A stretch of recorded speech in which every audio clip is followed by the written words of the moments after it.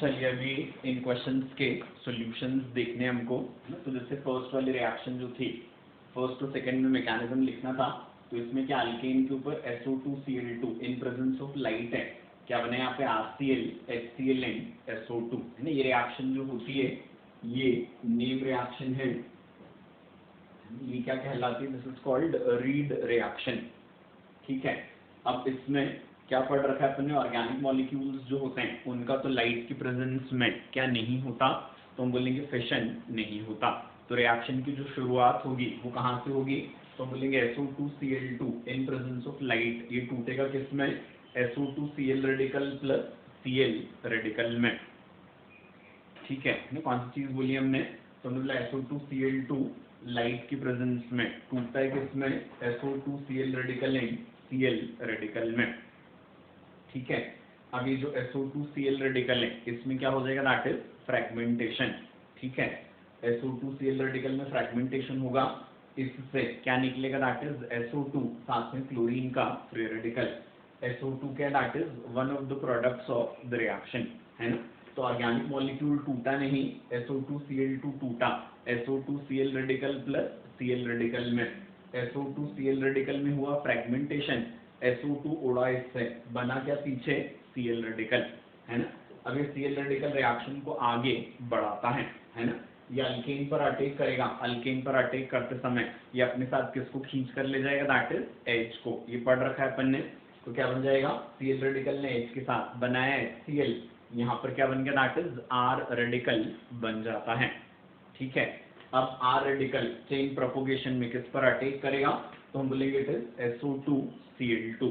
ठीक है, तो R रेडिकल SO2Cl2 पर अटैक करता है, तो यहाँ से एक Cl को अपने साथ खींच कर ले जाएगा, क्या बन जाएगा उससे, RCl, that is another product of the reaction.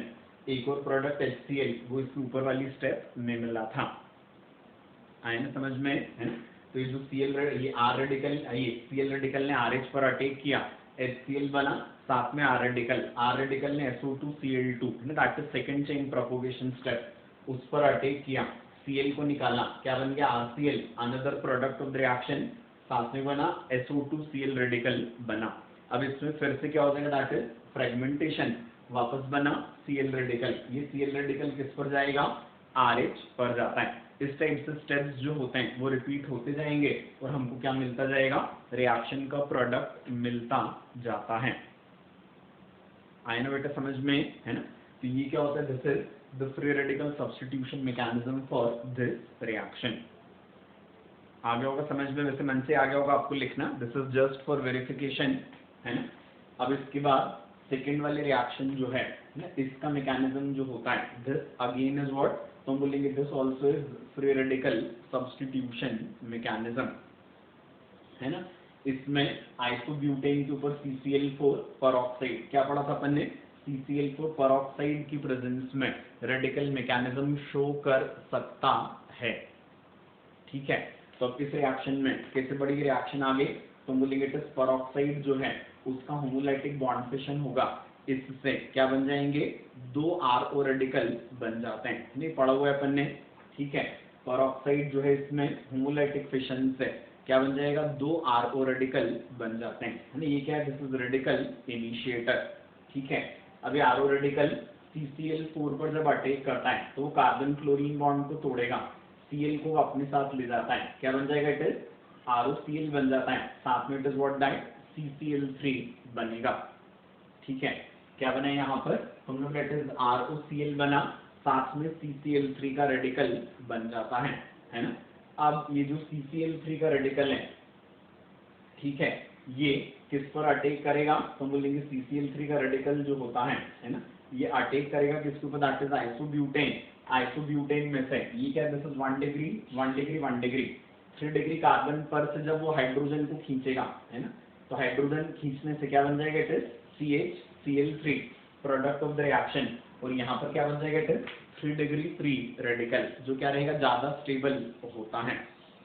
ठीक है, तो यहाँ पर बन गया CHCl3 one of the products, और यहाँ क्या बन गया, दैट इज 3 डिग्री रेडिकल, है ना। ये क्या हो जाएगी, एक चेन प्रोपोगेशन स्टेप हो गई।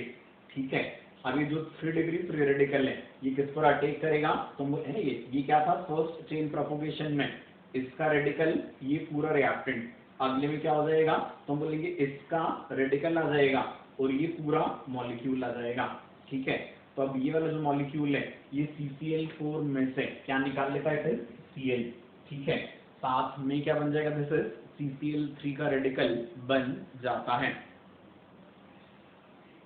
आगे बेटा बात समझ में, तो ये क्या हो जाएगा, this is second product of the reaction, CCl3 का रेडिकल फिर से किस पर जाएगा, आइसोब्यूटेन, फिर से ये बनेगा और ये बनेगा, ये फिर से किस पर जाएगा, CCl4।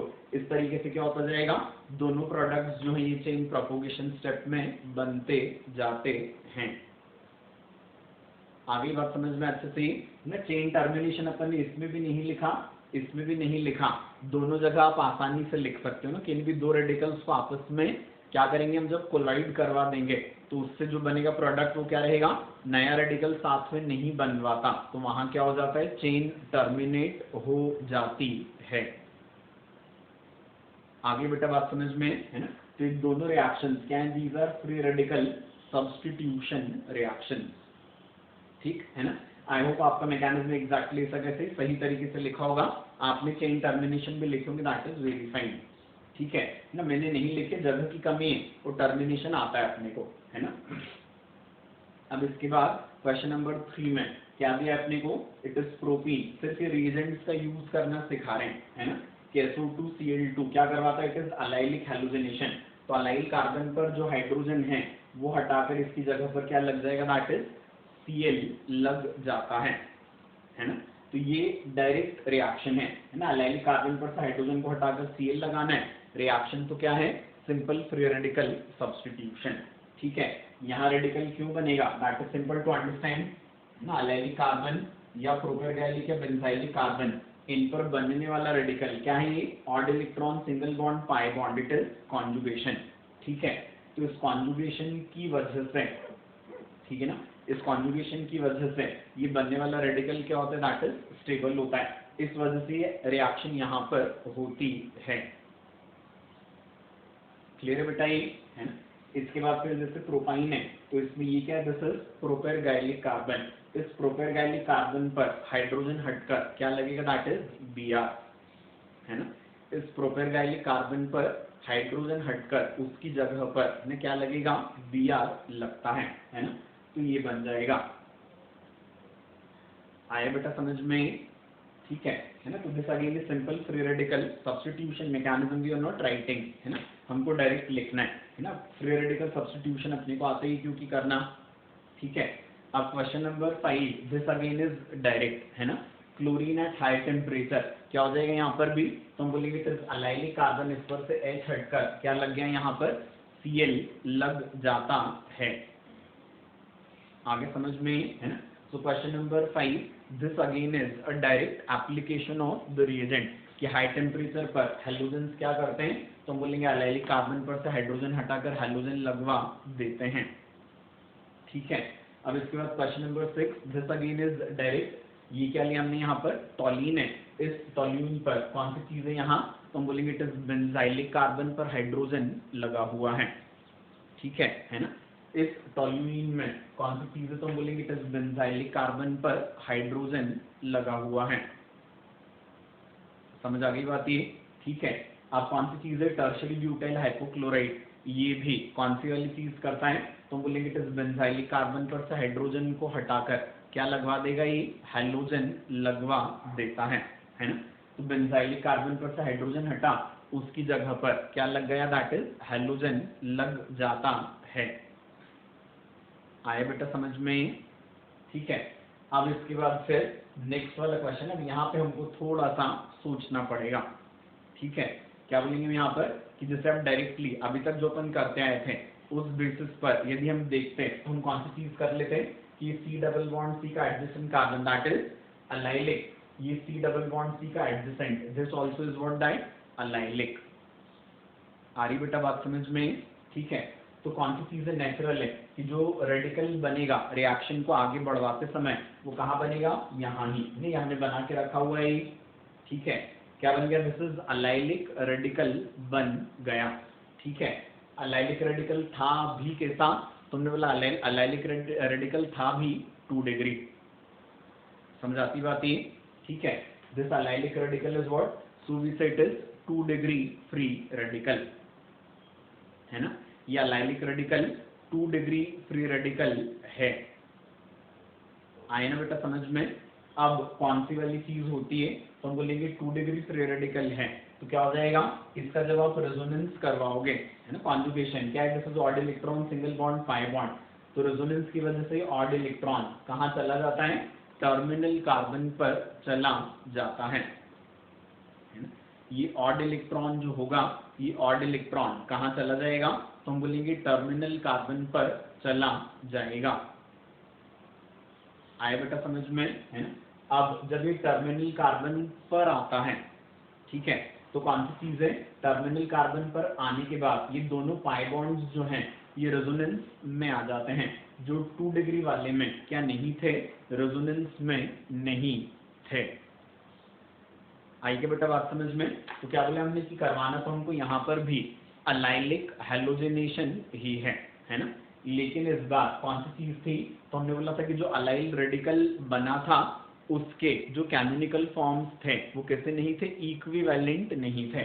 जैसे इसमें तो क्या करते आप, रेजोनेंस करते तो भी ऑड इलेक्ट्रॉन यहाँ का यहाँ चला जाता सिंपली, समझ आ रही है ना बात। वो बनने वाला जो रेडिकल था फिर से क्या होता, सेम अलाइल 1 डिग्री ही बनता, लेकिन यहाँ क्या है 2 डिग्री बन रहा है, रेजोनेंस करवाने पर वो 1 डिग्री में जा रहा है, ठीक है। तो अब हम कौन सी चीज बोलेंगे कि अब ये जो रेडिकल्स हैं जब किस पर अटैक करेंगे, एनबीएस पर अटैक करेंगे, तो उसमें से वो ब्रोमीन खींचेंगे, तो ये यहाँ भी ब्रोमीन आ सकता है और ब्रोमीन यहाँ भी आ सकता है। आई क्या बेटा बात समझ में। तो क्या बोले हमने, ब्रोमीन यहाँ भी आ सकता है और ब्रोमीन यहाँ भी आ सकता है,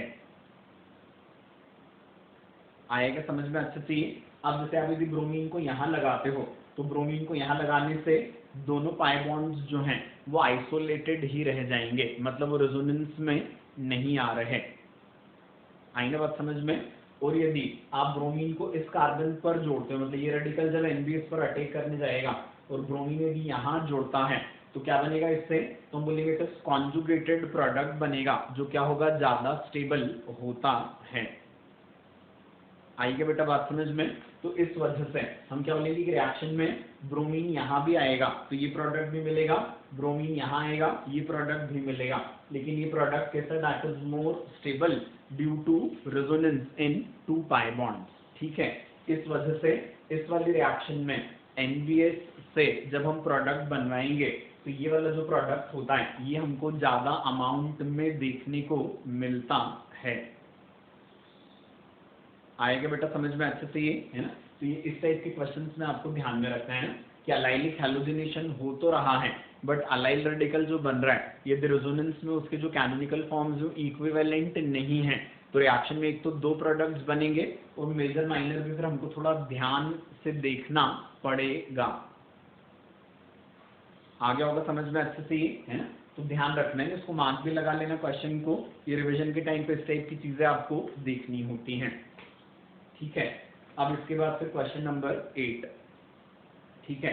तो इसमें क्या किया है, हमने बोला यहाँ पर भी अलाइलिक कार्बन है और यहाँ पर भी क्या है, अलाइलिक नहीं, बेंजाइलिक कार्बन है, ये भी बेंजाइलिक कार्बन है and this also is benzylic carbon, है ना।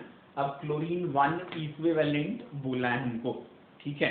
तो क्लोरीन यदि 1 इक्विवेलेंट है तो इसका मतलब क्या होगा, तो हम बोलेंगे क्लोरीन यदि 1 इक्विवेलेंट होता है तो कौन सी वाली चीज हो जाती है, तो हम बोलेंगे वो या तो यहाँ जा सकता था या यहाँ, तो वो कहाँ जाएगा, तो हम बोलेंगे वो यहाँ जाएगा क्योंकि यहाँ क्या बन रहा था, that is benzylic 2 degree radical जो क्या रहेगा, बेंजाइलिक 1 डिग्री से ज्यादा स्टेबल होता है, आई के बेटा बात समझ में, है ना। तो हम कौन सी चीज बोलेंगे कि जब क्लोरीन लिमिटिंग रिएजेंट है तो 2 जगह जो रिएक्शंस हो सकती हैं उनमें से रिएक्शन कहाँ होगी, तो हम बोलेंगे रिएक्शन होगी उस जगह पर जहां पर क्या रहेगा, बनने वाला रेडिकल ज्यादा स्टेबल बन रहा था, आएगा समझ में। तो क्लोरीन 1 इक्विवेलेंट से क्या हो जाता है, तो हम बोलेंगे रिएक्शन इस कार्बन पर हो जाती है, ठीक है। अब कौन सी वाली चीज बोलेंगे हम, तो हम बोलेंगे अब यहाँ पर क्या है, तो हमने बोला कि अब इधर नहीं, यहाँ पे भी बेंजाइलिक कार्बन, अभी इस बेंजाइलिक कार्बन पर हाइड्रोजन है, लेकिन अब क्लोरीन के यहाँ आ जाने की वजह से क्या हो जाएगा कि यदि अपन यहाँ रेडिकल बनाते हैं तो वो रेडिकल कैसा रहेगा, क्लोरीन के माइनस आई से डीस्टेबलाइज हो जाएगा। समझ आ रही बेटा बात ये है ना, क्या बोला हमने, तो हम बोलेंगे कि जब NBS से रिएक्शन करवानी है तो क्या होने वाला है, फिर से बेंजाइलिक हैलोजिनेशन होने वाला है। ठीक है, इस बेंजाइल कार्बन पर अभी भी हाइड्रोजन है और नीचे एक और बेंजाइलिक कार्बन पर हाइड्रोजन की अवेलेबिलिटी है। ठीक है, तो हम बोलेंगे रेडिकल यहाँ भी बन सकता है और नीचे वाले बेंजाइलिक कार्बन पर भी बन सकता है। आइए क्या बेटा बात समझ में, और ऐसा यदि है तो कौन सी चीज हो जाएगी, तो हम बोलेंगे ऐसा यदि होगा तो क्या हो जाता है, तो हम बोलेंगे कि यहाँ पर यदि क्या करोगे आप रेडिकल बनवाओगे ऊपर वाले बेंजाइलिक कार्बन पर जहाँ क्लोरीन आ चुका, तो क्या हो जाएगा, भले उसकी डिग्री 2 थी लेकिन उसी कार्बन पर डायरेक्टली क्लोरीन लगा हुआ है जो माइनस आई से क्या करेगा, उस रेडिकल को कम स्टेबल बनवा देता है। ठीक है, तो हम बोलेंगे क्या हो जाएगा कि अब नीचे वाला बेंजाइलिक कार्बन भले 1 डिग्री है लेकिन अब जब ब्रोमीन आएगा तो वो ब्रोमीन किस पर आएगा, तो हम बोलेंगे नीचे वाले कार्बन पर आएगा, क्योंकि ऊपर वाले कार्बन पर बेंजाइलिक रेडिकल क्लोरीन के माइनस आई से क्या हो जाएगा, कम स्टेबल हो जाता है। आएगा बेटा समझ में अच्छे से, ठीक है, तो क्या हो जाएगा, तो हम बोलेंगे इस क्वेश्चन में ए जो बनेगा उसमें क्लोरीन ऊपर वाले बेंजाइलिक कार्बन पर, और बी वाला जो बनेगा उसमें क्या हो जाएगा, ब्रोमीन आएगा नीचे वाले बेंजाइलिक कार्बन पर, ऊपर क्लोरीन तो वैसा का वैसा ही बना रह जाएगा। आगे समझ में है, तो यहाँ भी ये वाली चीज हमको ध्यान से समझनी थी। क्लियर बेटा अच्छे से है? इसके बाद फिर अगली चीज जो हमने बोली थी, this again is a good question, कि ये वाला जो कंपाउंड है इस पर जब NBS के साथ रिएक्शन हमने करवाई, ठीक है, तो NBS के साथ रिएक्शन करवाने पर इसमें कितने प्रोडक्ट्स बनेंगे ना, इंक्लूडिंग स्टीरियोआइसोमर्स, ये हमसे पूछा गया था। ठीक है, तो अब इसमें बेटा कौन सी चीज ध्यान में रखनी है, तो हम बोलेंगे है ना, मेजर माइनर नहीं बोला है, टोटल प्रोडक्ट्स का नंबर हमसे पूछा गया है। ठीक है, तो हम कौन सी चीज बोलते हैं कि ये एक तो बेंजाइलिक कार्बन है, दिस बेंजाइलिक कार्बन, ये अलाइलिक कार्बन है, this allylic carbon is 3 degree, तो यहाँ पर एक और अलाइलिक कार्बन है विच इज 2 डिग्री। ठीक है, तो कौन सी चीज होगी, तो हम बोलेंगे फिर रेडिकल यहाँ भी बनेगा और रेडिकल यहाँ भी बनता है। समझ आती बेटा बात ये, अब रेडिकल आपने यहाँ बनाया है ना, जैसे ये बन गया बेंजाइलिक रेडिकल, अभी बेंजाइलिक रेडिकल किस में बेटा, दैट इज इन रेजोनेंस, है ना, दिख रहा है क्या यहाँ पर odd electron single bond pi bond. ठीक है, तो रेडिकल यहाँ बना, वो बनने के बाद रेजोनेंस की वजह से वो इस कार्बन पर भी पहुंचेगा। आएगा समझ में, हम बोलेंगे यहाँ पर ये अलाइलिक कार्बन था, इस अलाइलिक कार्बन पर रेडिकल बना, रेडिकल ने रेजोनेंस किया, रेडिकल पहुंचा यहाँ। ये जो दोनों कैनोनिकल फॉर्म्स हैं, ये दोनों कैनोनिकल फॉर्म्स क्या हैं, आइडेंटिकल या इक्विवेलेंट नहीं हैं। ठीक है, मतलब अब ब्रोमीन को, जैसे यहाँ इस क्वेश्चन में बताया था मैंने 7th वाले में, ब्रोमीन यहाँ भी जुड़ सकता है और यहाँ भी जुड़ सकता है। ठीक है, ब्रोमीन यहाँ भी जोड़ सकता है और यहाँ भी जोड़ सकता है, और इसकी वजह से कौन सी वाली चीज होगी, तो हम बोलेंगे ब्रोमीन भी इस कार्बन पर जुड़ेगा। ठीक है, तो अब क्या यहाँ पर ये जो कार्बन है इसका हाइब्रिडाइजेशन कैसा, दैट इज sp2। ठीक है, रेडिकल वाला कार्बन कैसा रहेगा, sp2 हाइब्रिडाइज, मतलब कार्बन क्या रहेगा बेटा, प्लेनर रहेगा। वो प्लेनर कार्बन जो होता है वो आगे पीछे दोनों तरफ से कैसा दिखता है, एक जैसा दिखता है। मतलब इस कार्बन पर जब ब्रोमीन का रेडिकल अटैक करेगा तो वो आगे से अटैक करेगा तो क्या हो जाएगा, तो हम बोलेंगे जो कार्बन है ये कायरल हो जाएगा। ठीक है, उसने भी आगे से अटैक किया तो हमने बोला कार्बन कायरल हुआ, और ये कार्बन यदि कायरल हुआ तो हम कौन सी चीज बोलेंगे कि यहाँ पर हमको क्या मिल जाएगा, इसके जो 2 इनेंशियोमर्स होते हैं उनमें से एक। ठीक है, और दूसरी बात कौन सी वाली चीज होगी, तो हमने बोला कि Br जो था है ना, उसको ये वाला कार्बन पीछे से भी ऐसा कैसे दिखता था। ठीक है, तो Br ने भी पीछे से अटैक किया तो क्या मिल जाएगा हमको, तो हम बोलेंगे इसी का दूसरा इनेंशियोमर मिल जाएगा, है ना। क्या मिलेगा हमको, तो हम बोलेंगे इसी का दूसरा इनेंशियोमर मिल जाता है। आए ना बेटा समझ में।